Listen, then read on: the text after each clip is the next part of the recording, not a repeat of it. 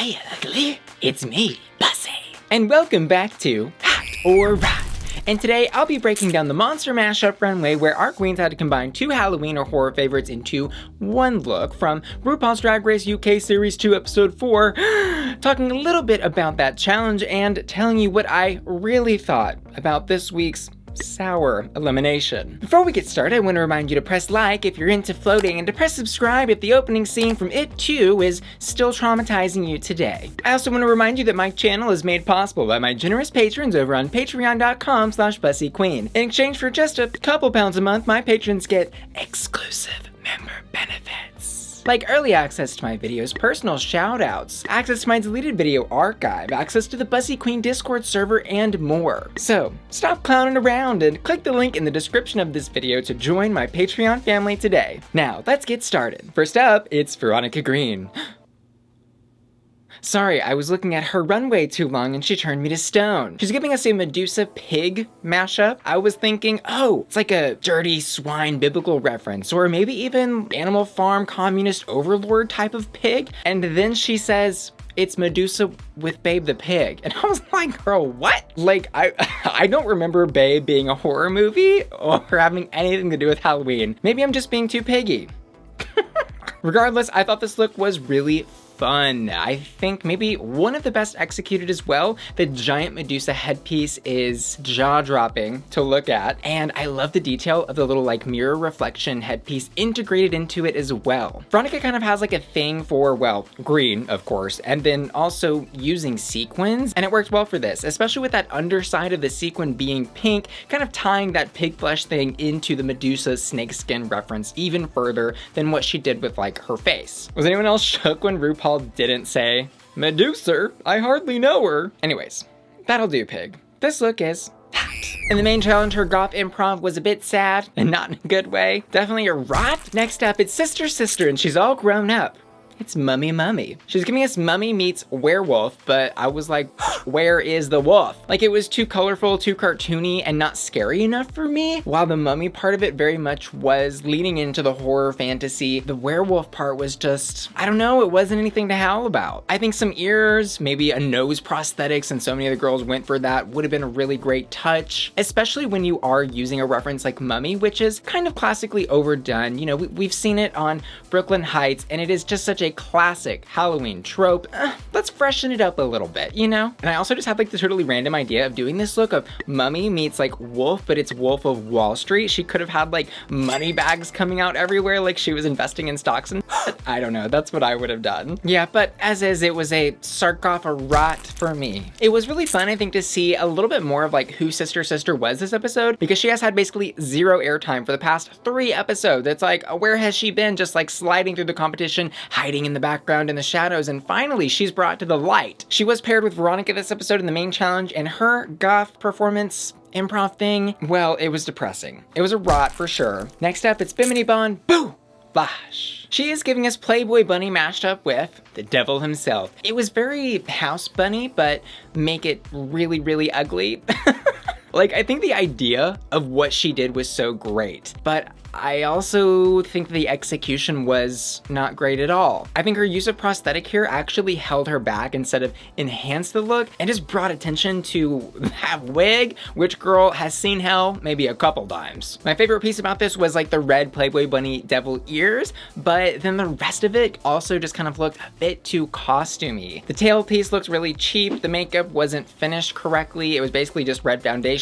The boots were those basic like red platform go-go boots that every queen has. I think also it's really hard to do a look like, let's say, Satan, when we have seen amazing Satan interpretations like Crystal Methods back in season 12. It's a shame this look turned out ugly as sin. May this look rot in hell. However, in the challenge this week, I was extremely impressed. Miss Bimini is climbing up that ladder. I think they're kind of building that little underdog story for her. You could even maybe say she was robbed of a win here. She really does have that star quality, okay? I'm definitely seeing her in my top 3. Her performance was hot. Next up, it's Frankenstein's girlfriend, or I guess his bride, meets vampire. Tayce looks flawless on the runway. She is ethereal, gorgeous, Victorian. Interesting, this is like the second time that she's been bleeding on the runway. Is she like our little secret horror queen, or what's going on there? I think she's one of the few that had a elevated level of taste on the runway tonight. Like, look around. Pretty much everybody else was Halloween costumes, and she is out here giving us Vogue magazine Halloween spook wedding bride realness. Like, there is this moment where she just like sits on the runway. She's just like licking her nails, just like making the judges eat it. The only issue I have with this look is, dare I say it, she might be too perfect. Like, the judges usually like people on runway looks that have a couple of flaws here and there, something they can be like, oh, you know, let's keep them humble. But I mean, there's nothing to critique her on, my God. Tayce, I'll eat you at the altar. This look is hot. In the main challenge, she was paired with Bimini, and they were an excellent duo. My personal favorite of the main challenge. I think they really held everything together and had the best chemistry. Definitely hot for me. Next up, let's talk about the lemon in the room. Ginny Lemon. She says two different things about her look. The first thing she says is toxic lemon gone viral. And then the next thing she says is acid witch. I'm not really sure that I saw more than one thing in this look though. Like, and I think maybe even Ginny realized she was really just serving toxic waste meets yellow branded Ginny Lemon. I think also hurting her here was like the shape of the garment and the execution of the outfit overall. It kind of just looks like three billowing pieces of fabric wrapped around her body. The wig, it leaves a bit to be desired. You know, it's has this like slicks back thing going on that, I don't know, it looks like she dunked her head in toxic waste and pulled it back up, and not in a good way. Had she elevated this just a tad more, maybe using that toxic waste to turn herself into some sort of like mutant werewolf or mutant vampire, or really mutant, you know, fill in the blank. This could have been something really cool. Bit of a wasted opportunity if you ask me. Anyways, yeah, it's a rot. In the main challenge, she was tasked to report the weather. It was actually surprising to me that they put Ginny in the bottom for that performance, because while it was one note and I didn't really laugh at it, I also didn't think it was as bad as, let's say, Veronica or Sister Sisters, which begs the question, why was she in the bottom? Was it because her runway was worse than both Sisters and Veronica's? I don't think so. I think one of two things could have happened here. Number one, I think maybe Rupaul could have been ready to eliminate Sister Sister. She's been kind of coasting in the background, and this would have been an excellent opportunity for Rupaul to test her skills against Ginny's, who, as Michelle said, quote, I think we've seen all we're gonna see from Ginny Lemon. You know, so the judges are feeling one type of way about Ginny, and they're really kind of maybe unsure who Sister Sister is. So, you know, use her mediocre performance paired with Sister's bad performance in the bottom two to really flesh out who is gonna be the better contender in the rest of this competition. Number two, maybe Ginny was actually ready to leave before she even figured out she was in the bottom. Maybe she had a conversation with Ru or the producers and was just like, hey, I've got this physical illness going on. I'm not really feeling the competition. I need to do what's right for me and leave. How can we make this work for you? This, of course, is like my conspiracy hat that I love to put on because, you know, I'm just a for conspiracy theories. But I think it's plausible. If it indeed, however, was number one and the judges really just wanted to see the lip sync happen, then I think it was a little bit in bad taste that Ginny left in the way she did. Let me know what you thought down in the comments below. Next up, tonight she's serving face. It's Lawrence Chaney. She says she is giving us Sweeney Todd meets Bride of Frankenstein meets Leatherface meets Silence of the Lambs. Girl. She said, oh, y'all want some references and mashups? Well, guess what? I've got all of them. Every single one of them. There are parts of this I think that were done really well, and then parts that I think failed to impress me because there was just so much going on. The skin dress and face mask molded out of her own face. That was immaculate. So like jaw-droppingly perfect. I wish she had just left the references in those two places, like right, combine Leatherface with Silence of the Lambs, and then you just have this gorgeous like latex looking skin gown with your face coming down the runway, gagging us to death. So those parts of her look, absolutely loving. And then we start seeing Sweeney Todd come in with that like butcher bloody top and the rubber gloves. And I'm like, okay. And then we see the Bride of Frankenstein hair with like the googly eyeballs on the ears and her just standard face paint. It's just so disparate and there was no connection between those other references. But overall, I still think she looks great, and it's certainly a movie marathon that I could get behind on the right Halloween. This look is hot. So Lawrence does take home another win this week. That's 2 in a row, by the way. And I kind of think Bimini got stiffed, but Lawrence did deserve the win. Like, those were definitely my top 2 of the week. Lawrence's performance was hot for me. Next up, she's a wolf. She's a beast.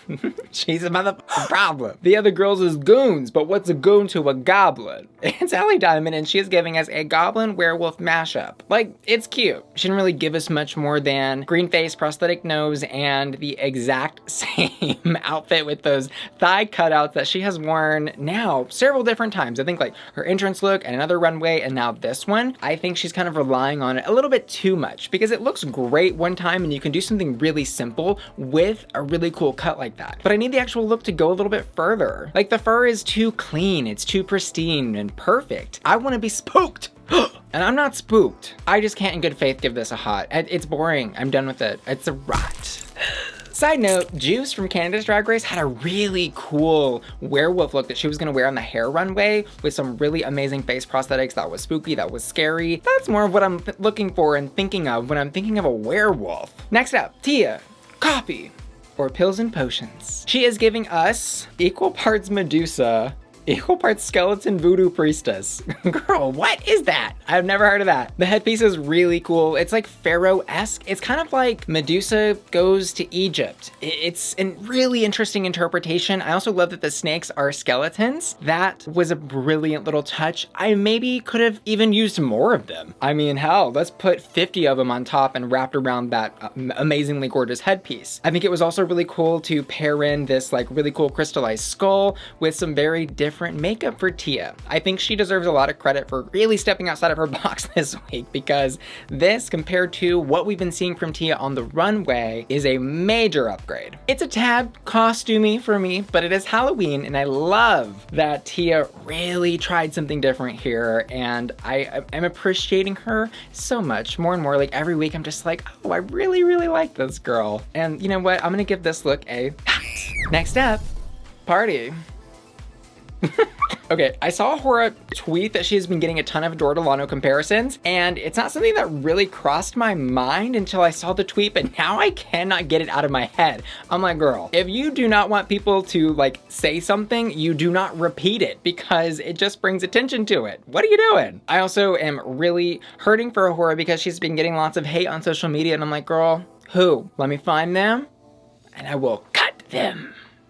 Moving on to the look, she is giving us Elvira Zombie with like some spider horror Halloween elements kind of tied in throughout the outfit. She is dripping in Swarovskis. I gotta say, when this hit the runway, I was gooped, I was gagged, I was shaking, I was crying. She looks so gorgeous. Like the only criticism that I could possibly give this look is like maybe she didn't hit the reference points as strong as she could have. Like Elvira without giant titties is like LaCroix without bubbles. Disregarding that lack of breasticles though, I love it. It's like sexy, slutty, exactly what I want from somebody named Ahura doing Elvira, and then she takes off that wig at the end of the runway and reveals a bleeding brain. I was also kind of gagging because the judges were like dragging her for, I guess, being too pretty and too perfect. And I'm like, she at least has a spooky contact in. Okay, Miss Lawrence Chaney has her same regular face on that she paints every week. Girl, nothing wrong with that. But like, how are you gonna read one girl for doing that and then just give the win to the other girl